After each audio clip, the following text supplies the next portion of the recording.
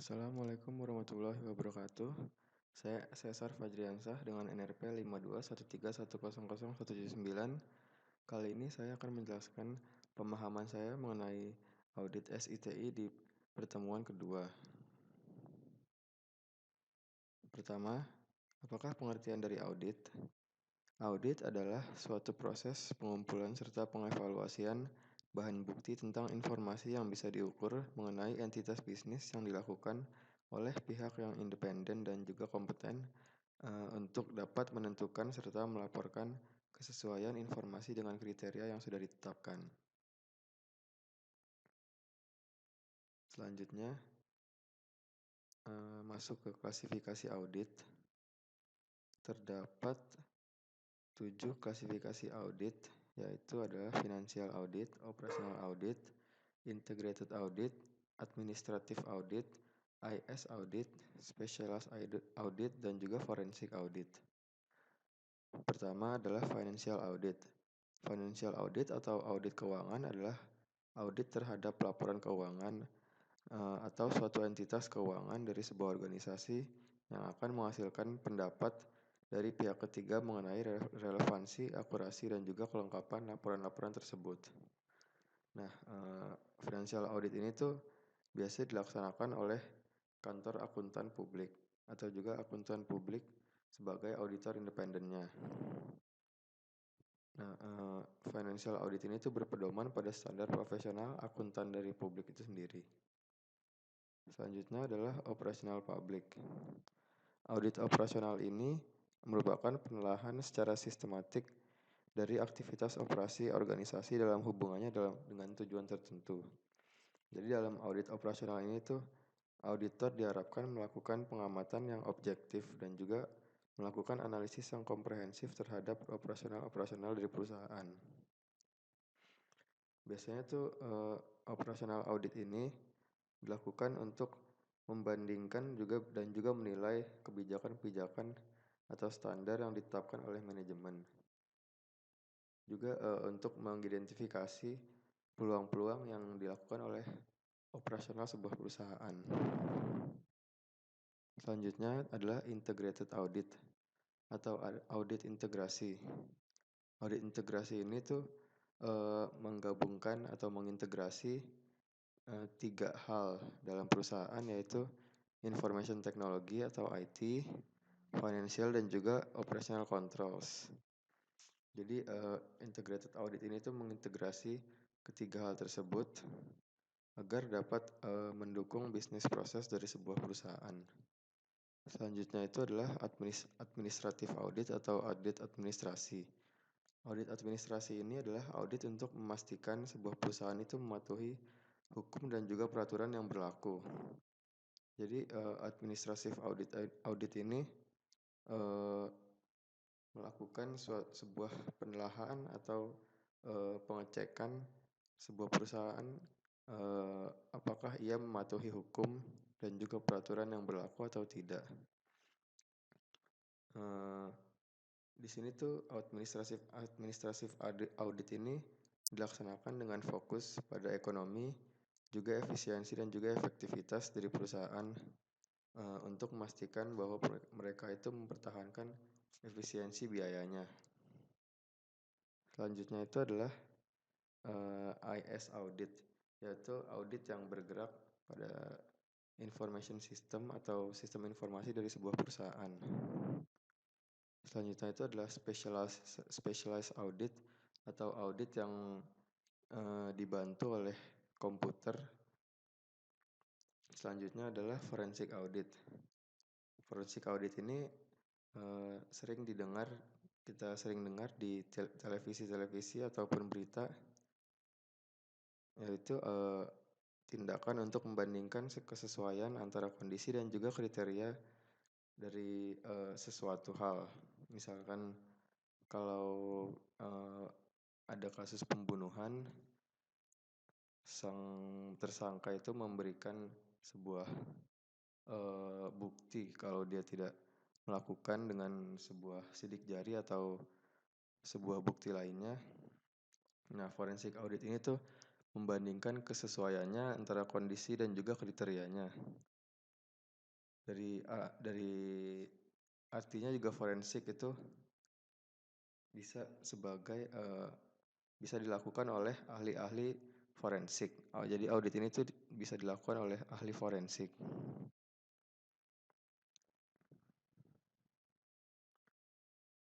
Selanjutnya itu adalah alasan utama dalam melakukan audit. Di sini ada fishbone yang diisi oleh alasan-alasan mengapa kita melakukan audit. Yang pertama itu adalah kehilangan data. Nah, kehilangan data ini sangat penting karena jika kita kehilangan data juga bisa kehilangan aset berharga kita. Jadi kita melakukan audit untuk mencegah kehilangan data kita. Selanjutnya adalah penyalahgunaan komputer. Ini fokusnya adalah audit IT. Jadi kita dapat menghindari penyalahgunaan komputer dari perusahaan kita. Selanjutnya itu adalah salah mengambil keputusan.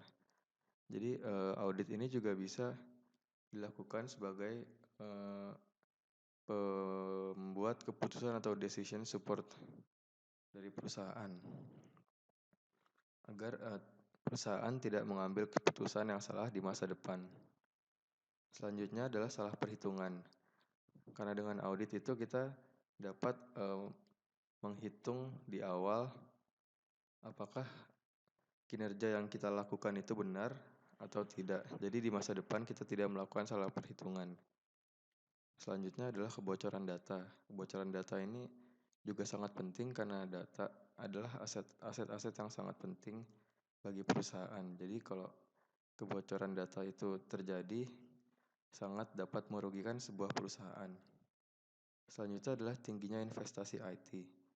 Nah, tingginya investasi IT ini harus berbanding lurus dengan kinerja perusahaan itu sendiri. Jadi jika kita telah melakukan investasi IT dengan tinggi, kita juga harus menjaga kestabilan investasi IT tersebut dengan melakukan audit.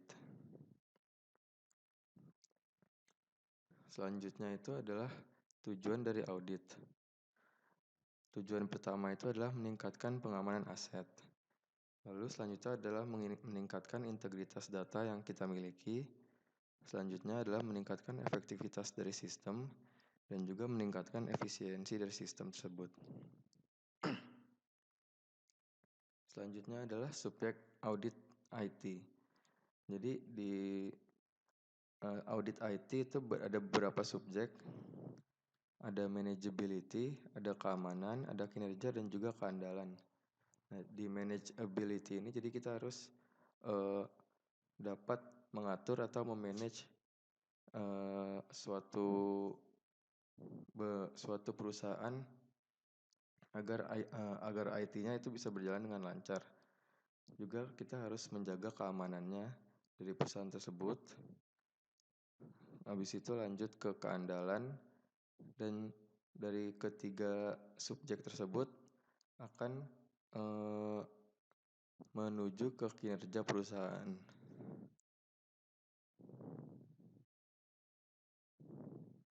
Selanjutnya itu adalah auditis atau yang dilakukan audit. Biasanya pihak yang dilakukan audit itu adalah manajemen.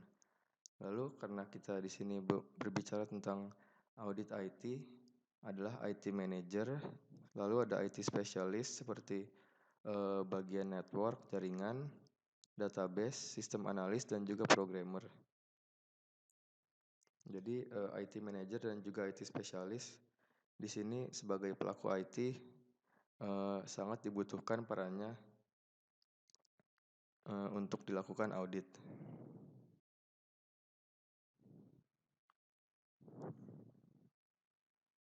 Selanjutnya adalah auditor. Di sini kita akan berbicara tentang keterampilan apa yang dilakukan oleh auditor dan juga output dari auditor. Keterampilan dari auditor itu adalah mampu bekerja mandiri dan juga bekerja sama dengan tim pada waktu yang bersamaan. Lalu ada lagi memiliki komunikasi yang baik dengan anggota timnya. Lalu ada lagi karena kita di sini membicarakan tentang audit IT, maka seorang auditor harus memiliki background IT/IS yang kuat. Lalu mengetahui life cycle sebuah bukti. Dan juga mengetahui perencanaan dan manajemen audit itu sendiri. Selanjutnya adalah yang dilakukan oleh auditor TI.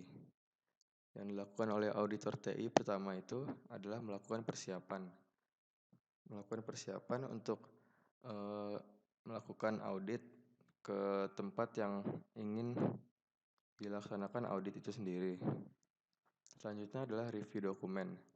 Jadi di sini adalah hal yang penting bagi auditor, yaitu mereview dokumen dengan teliti agar ia bisa menilai perusahaan itu dengan baik. Selanjutnya adalah persiapan kegiatan on-site audit. Di sini auditor melakukan persiapan segala jenis persiapan yang berhubungan tentang audit atau kegiatan on-site saat dilakukan audit. Dan keempat adalah melakukan kegiatan on-site audit tersebut.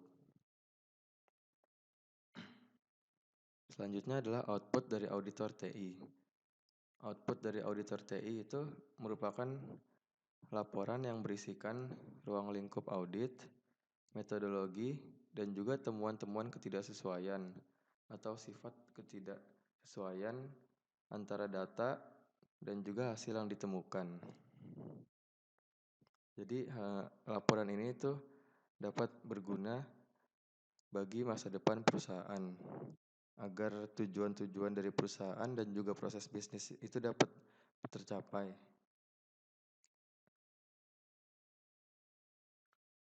Sekian video dari saya. Terima kasih telah menonton. Wassalamualaikum warahmatullahi wabarakatuh.